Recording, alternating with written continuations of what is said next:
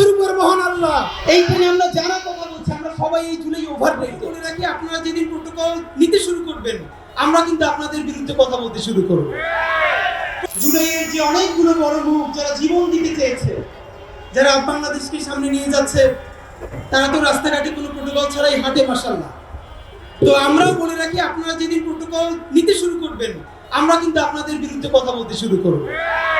Protocol চলবে শুধু একটা, বাংলাদেশের জনগণের প্রোটোকল। তো এই পতাকাটা আমার এক ভাই আমাকে উপহার দিল।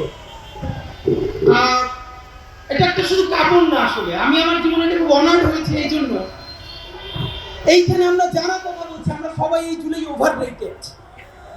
ভেবে দেখেন, আমার চক্ষু যায় না, আমার হাত যায় না, আমার সারা শরীরে কোনো ক্ষত নাই, আমার পরিবারে একজন শহীদ হয় নাই এই জুলাইয়ে, আমিও তো শহীদ হই নাই, এমনকি আমার হাত যায় নাই, আমি পঙ্গু হই নাই। কিন্তু এই জুলাইয়ের সমস্ত ভালোবাসা মানুষ আমাদেরকে বাসতেছে। কিন্তু এই জুলাইয়ের যে অগণিত শহীদ, সেই শহীদের রক্তের ঋণ মিটানোর জন্য এই যে কালেকটিভ ফেলিওর, আমাদের জাতিগত ব্যর্থতা, জুলাইয়ের সব ভালো ভালো জিনিস নিব, এর দায় আমরা নিব না? আমাদের মুশকিল হয়ে গেছে এমন, এই জুলাইয়ের যা যা ভালো কিছু সেইটা ফটোকাট করে ভাই ব্রাদারদেরকে বলবো পোস্ট করো, আর এই জুলাইয়ের যা কিছু দায় এইটাই আমি জানি না। আমরা বলছি এই জুলাইয়ের যা কিছু ভালো তার কোনো মাস্টার মাইন্ড নাই, একমাত্র মাস্টার মাইন্ড আর শুরু করে মহান আল্লাহ আর বাংলাদেশের 18 কোটি জনগণ। এই জুলাইয়ের যত দায়, সেই সমস্ত দায় আমি আমার ভাইয়েরা সহ বাংলাদেশের 18 কোটি মানুষেরও। আমরা বলেছি, আপনাদেরকে ফাঁকে বলি, গত 3-4 দিন ধরে আমাকে প্রবাসে, আমার এলাকার, আমার উপজেলা জেলার যে সমস্ত বন্ধুরা যারা বিদেশে থাকেন, অনেকে ফোন করে বলছেন যে আওয়ামী লীগের বিভিন্ন লোকজন আমার উপজেলার আমাদের পরিচিত বিভিন্ন ভাই বোনদেরকে ফোন করে আমার ডিটেলস জানতে চায়, আমার এক্সাক্ট বাড়ি, আমি ঢাকায় কোথায় কোথায় থাকি। তো আমার স্বাভাবিকভাবে মা ফোন করে কান্নাকাটি করছেন, তাদেরকে ফোন করে অনেকে জানাচ্ছেন। আওয়ামী লীগের গুন্ডা গণহত্যাকারীরা স্পষ্ট জেনে রাখো, কোন প্রাডো মার্সিডিজ বেঞ্জ নিয়া সারা ঢাকায় আমি ঘুরে বেড়াই না, কখনো বাইকে, কখনো রিক্সায়, কখনো ঘন্টার পরে ঘন্টা একজন লোক ছাড়া আমি শরীফ উসমান হাদি সারা ঢাকা ঘুরে বেড়াই কোন গুলির ভয়ে। আমার উপজেলার আওয়ামী লীগের চেয়ারম্যান 10 দিন ধরে দেখা করতে চাই। গতকালকে বললাম, আপনি যত ফেরেশতা হন, আপনি গণহত্যা না করেন, এই গণহত্যাকারীর সমর্থন যোগাইছেন। আমার কোন নৈতিকতার ভাবে আপনার সাথে আমি 1 মিনিট দেখা করতে পারি না। তিনি আমার মেসেজ দিলেন, ভাই সারাদিন বাংলাদেশ এমন থাকবে বলা যায় না, কারে কি কাছে লাগবে, আপনি যদি দেখা না করেন একজনকে পাঠান, একটু দেখা করতে চাই। খুব ডরাইছি, আরে হাসিনা আমারে চেনে বেটা, আর তুই তো একটা উপজেলা আওয়ামী লীগ, কোন মন্ত্রী হওয়ার জন্য, এমপি হওয়ার জন্য, প্লট বাগানের জন্য, বিদেশে বাড়ি কেনার জন্য এই জুলাইয়ের পর থেকে আমরা রাজপথে নামি নাই। রাজপথে নেমেছি সোজা একটা, আমার যে শহীদেরা স্বীকৃতি যারা আছে, তারা এখন পর্যন্ত এই রাষ্ট্রের আইনি কাঠামোতে দেশদ্রোহী, তাদেরকে আমরা এই জাতির শ্রেষ্ঠ সন্তানের স্বীকৃতি নেই, দেবই দেব ইনশাআল্লাহ। আজকে আপনাদেরকে মনে করি যে আরিফিন ভাই গেছেন, সেদিনকে প্রোগ্রামে নাইম ভাইও গেছেন।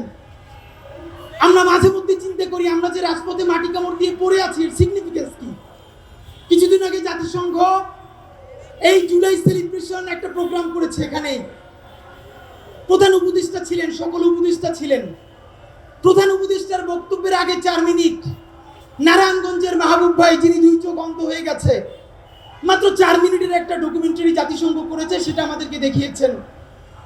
আমি বলতে পারি ওই প্রোগ্রামে এমন কোনো লোক ছিল না যারা অঝরে কান্না করে নাই। আমরা ইনকিলাব মঞ্চের 10 জন আমরা এমন জোরে কান্না করছিলাম, পাশের মানুষ বিব্রত হয়ে যাচ্ছিল। আপনার এখানে এমন কেউ নাই মাহবুব ভাইয়ের 4 মিনিটের ভিডিওটা দেখলে নিজেকে স্থির রাখতে পারবেন? তার মা তাকে জিজ্ঞেস করছে, রাত্রিরে ঘুমাও না কেন? সে বলছে, মা এখন তো আমার কাছে কোনো রাত দিন নেই, 24 ঘন্টাই অন্ধকার। তারা অন্যরা জিজ্ঞেস করছে, ভাই আপনি কি সব থেকে বেশি মিস করেন? তিনি বলে, ভাই সারা দুনিয়ার মধ্যে আমার মায়ের মুখটা আমি একটু মিস করি। আমার মায়ের মুখটা আমি দেখতে ঢাকা বিশ্ববিদ্যালয়ের সেন্ট্রাল মসজিদ থেকে নামাজ পড়ে বের হচ্ছে সেদিনকে, এক অন্ধ ভাইয়ের টিএটি ওয়ার্ড ডকুমেন্টেশন করবে। উনি নাম শুনে আমাকে জড়াই ধরলেন। 24 বছরের এক ভাই, হাফেজ কোরআনের, 2 চোখ অন্ধ হয়ে গেছে এই জুলাইয়ে। জড়াই ধরে বললেন, ভাই ডাক্তাররা বলছে আমার আলো কোনদিন ফিরবে না, একটা চোখে কয়েকদিনের জন্য কি একটু আলো ফিরানো যায়? আমার খুব ইচ্ছা, করার আগে আমার মায়ের আমি একটু দেখতে চাই। ভাইরা আমার মনে হচ্ছে যে এই আলো যদি এখন আবার চলে যায়, আমি 24 ঘন্টার মতন এক বাবা আমার সন্তানের হাসিটা দেখতে চাই।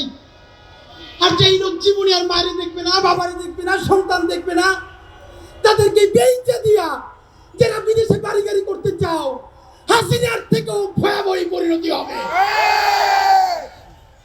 বন্ধুরা আমার, বাংলাদেশকে আজকে এখানে কেন দাঁড়াতে হবে? এখন পর্যন্ত বিদ্যমান আইনি কাঠামোতে আমাদের শহীদ ভাইয়েরা রাষ্ট্রদ্রোহী। এখন পর্যন্ত আইনি কাঠামোতে কেন তাদেরকে জাতির শ্রেষ্ঠ সন্তান করা গেল না? আমরা সবাই জান দেওয়ার জন্য রাস্তায় নামছি, তখন জাতীয় ঐক্য কমিশন রাত 12টা পর্যন্ত মিটিং করে। গত 1 বছর করছেন কি, তখন রাত 12টা পর্যন্ত মিটিং করেন নাই কেন? প্রিন্ট দিয়ে সবাই দিয়ে দিছি কি ভাই, এই চ্যাটজিপিটির জুলাই সনদ আমরা মানি না। আপনারা জানেন, আমাদেরকে অনেকে জানতে চাচ্ছেন আগামী 3 তারিখ যে কফিন মার্চের ঘোষণা করেছি আমরা, তা হবে কিনা। বাংলাদেশ আজকে প্রোগ্রাম করার জন্য আমাদের আরেকটি সুবিধা হলো, সারা বাংলাদেশের সমস্ত শহীদ পরিবার, সমস্ত আহত এবং জুলাই যোদ্ধাদেরকে জানিয়ে দিতে চাই, আজকে রাত পর্যন্ত এই ইন্টারিমের সময়। আপনারা আজকে রাতের মধ্যে ব্রিফ করবেন ঠিক কতক্ষণের মধ্যে কয় তারিখ জুলাইয়ের ঘোষণাপত্র সাংবিধানিক স্বীকৃতি সহ জারি করবেন। তারপরে বলবেন আগামী কয় তারিখের মধ্যে জুলাই সনদ সকল রাজনৈতিক দল স্বাক্ষর করবে। যদি এই চিন্তা করে থাকেন, কবে দিব জানি, 3 তারিখ একটা প্রোগ্রাম হবে একটা দলের, তারা ঘোষণাপত্র পাঠ করে দিবে, এরপর একটু কাটছাট করে সংবিধানে যুক্ত করে দিব। এই সব রাজনীতি করতে দেয়া হবে না। এই জুলাইয়ের মালিকানা কোনো রাজনৈতিক দলের কাছে আমরা বেচে দেই নাই। এই জুলাইয়ের মালিকানা একমাত্র